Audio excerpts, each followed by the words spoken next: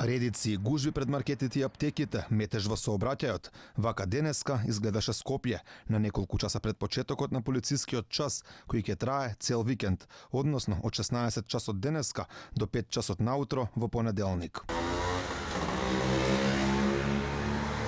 Во периодот меѓу 10 и 12 часот најмногу надвор од своите домови беа постарите, оние над 67 години, кои ги имаат само овие 2 часа во денот за да бидат надвор. Велат овој период е премалку и предизвикува само уште поголеми гужви, што самото по себе представува опасност по нивното здравје.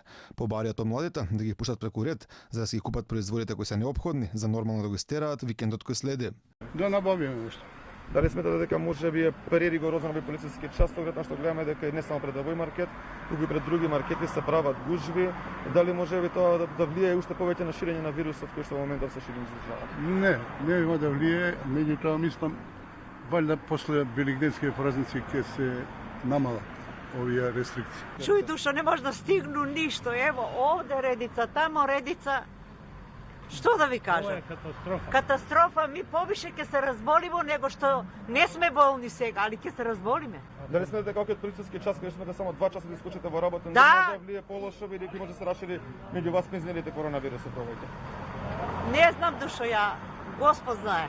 Што да ви кажам, тоа е. Тоа е веќе полициски час, ограничен за нас. Да. Од 10 до 12 Што можеме за треба 2 сата? да имаме Ништо. ние предност. Погледнете во редов што има напред. Сите граѓани, освен оние кои имаат посебни дозволи за движење, за извршување на работните обврски, ќе мора да останат дома 61 час, а министерот за здравство Венко Филипче најави уште построги забрани за движење во текот на наредната недела. Ова доаѓа поради велигденските празници и неработните петок и понеделник после тоа. Полицискиот час најверојатно ќе започне во четврток во 16 часот, а ќе заврши во вторник во 5 часот наутро.